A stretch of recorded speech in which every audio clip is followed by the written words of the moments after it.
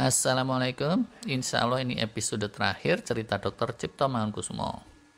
Setelah kembali dari pembuangan 13 tahun, berlabuhlah di Surabaya untuk sejenak. Bagaimanapun orang juga ingat ya, dia dibuang dari sekitar tahun 1927 sampai tahun 1940. Hampir 13 tahun lamanya.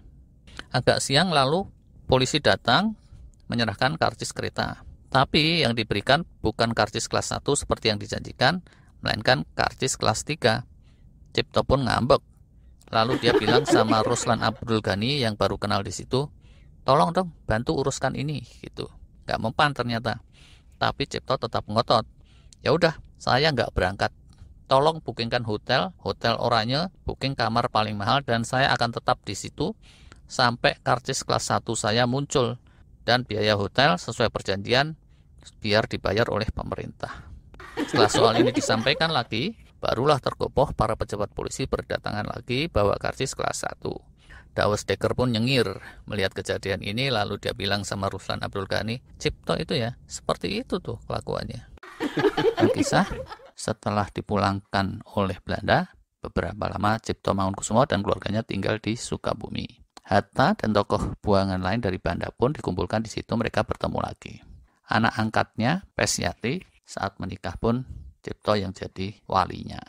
Terus Pesyatinya punya anak, Cipto ini juga sempat mengasuh cucu-cucu. Uniknya ya, saat Hindia Belanda genting, Cipto Mangunkusumo berhenti melawan Belanda. Libur dulu, begitu dia bilang, karena menurut dia fasisme dan totalitarianisme itu lebih ngeri daripada Belanda yang di negerinya sana sudah demokrasi. Dia bilang, wah nggak kesatria nih, kalau Belandanya lagi kejepit gini, terus kita melawan sama dia. Sekarang kita bantu dulu Belanda melawan fasisme. Nanti kalau fasisme sudah kalah, kita bisa lanjutkan hobi kita menuntut kemerdekaan sama Belanda. Gitu katanya. Alkisah, negeri Belanda lantas jatuh ke tangan Jerman, Hindianya pun kemudian jatuh ke tangan Jepang. Kalau anak Pak Lurah jatuh ke tangan Tengkulak. Loh, anak Pak Camat ke tangan Bandut yang sudah bangkotan. Walah, lupakan soal Lurah dan Camat, kembali ke Mbah Cipto.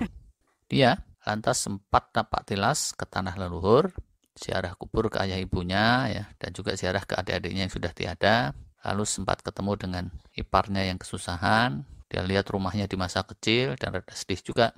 Ternyata rumahnya saat dia sekolah ELS di Ambarawa sudah menjelma jadi toko roti Tionghoa. Masih untung bukan berubah jadi toko pakan ternak. Saat di zaman Jepang, kurang lebih kemana-mana dia dikawal oleh tentara Jepang. Intelijen Jepang waktu itu lumayan canggih, jadi mereka tahu persis bagaimana karisma seorang Cipto Mangunkusumo. Tapi Cipto ini muter-muter saja, tidak mau menyanggupi tampil lagi sebagai tokoh masyarakat. Tiap kali warga mau bikin penyambutan gitu, Cipto malah menunda-nunda perjalanan sampai panitianya bubar. Ujungnya Jepang pun menyerah.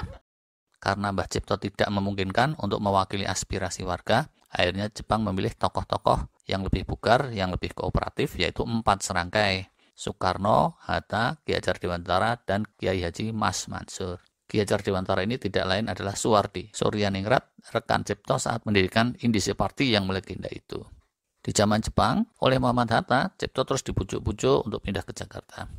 Ujungnya dia mau karena alasan kesehatan. Dia hijrah untuk terakhir kalinya dari Sukabumi ke sekitaran Jakarta. Di Jakarta ditangani oleh dokter-dokter yang cukup ahli, kondisinya sebetulnya sempat agak membaik. Tapi karena suatu sebab, dokter utama yang merawat dia namanya Dr. Asikin, kemudian ditangkap oleh Jepang, disiksa sampai mati. Sepeninggal Dr. Asikin, kesehatan Cipto Mangunkusumo terus memburuk, dan ujungnya setahun setelah Hindia Belanda kapitulasi, di zaman Jepang itu juga, Maret 1943, dalam usia sekitar 57 tahun, sang guru bangsa lantas meninggal dunia. Meninggalnya akibat rokok menyan yang memperparah penyakit asmanya. Innalillahi wa inna ilaihi raji'un. Saat diberangkatkan jenazahnya dengan kereta api ke Ambarawa, massa rakyat membludak mengantarkan jenazahnya itu dengan mengharu biru. Demikian pula saat jenazahnya tiba di Ambarawa, itu massa rakyat berdatangan tidak saja dari Ambarawa tapi juga dari daerah yang jauh-jauh, Semarang, Jogja, Solo, dan tempat-tempat lain. Tapi nggak tahu kalau dari Madura ada apa enggak. Di hari-hari terakhirnya, dia didampingi oleh istrinya Maria Vogel alias Siti Aminah, yang kelak setelah meninggalnya ikut dikuburkan di sisi Cipto Mangunkusumo di TPU Watu Ceper, Ambarawa. Jadi rupa-rupanya istri Cipto Mangunkusumo ini amat setia, hidup susah di Banda 13 tahun dia juga ikut, sampai meninggalnya tetap setia mendampingi Cipto Mangunkusumo.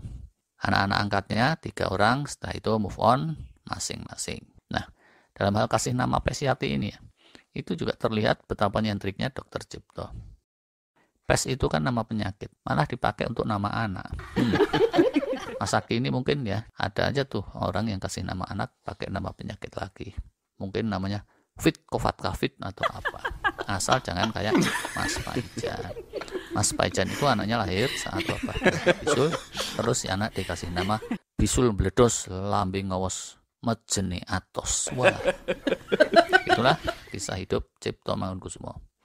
Sekarang orangnya sudah tiada, tapi pemikirannya terus lestari melalui tokoh-tokoh generasi berikutnya yang sempat dicuci otak sama dia. Ia adalah salah satu guru dari banyak tokoh kemerdekaan.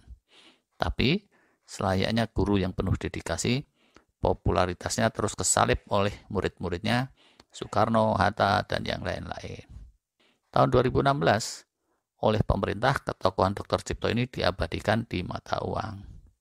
Dasar nasib, Dr. Cipto ini munculnya bukan di pecahan 100.000 atau 50.000, tapi di pecahan 200 rupiah. Waduh, tega bener.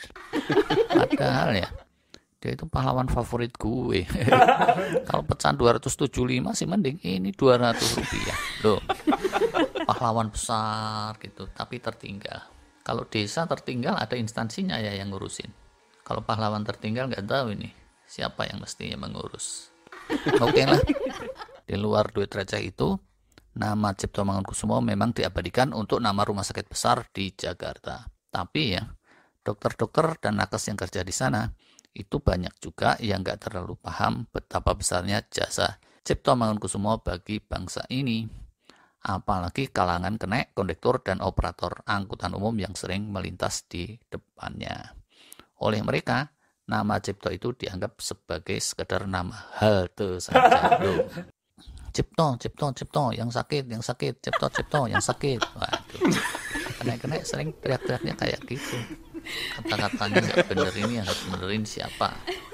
Kalau tebak-tebakan nama ikan mungkin bisa diurus oleh dinas perikanan, tapi kalau ini kita nggak tahu. Jadi ruwet. Sorry. Cukuplah sampai di sini. Billahi taufik wal hidayah. Wassalamualaikum warahmatullahi wabarakatuh.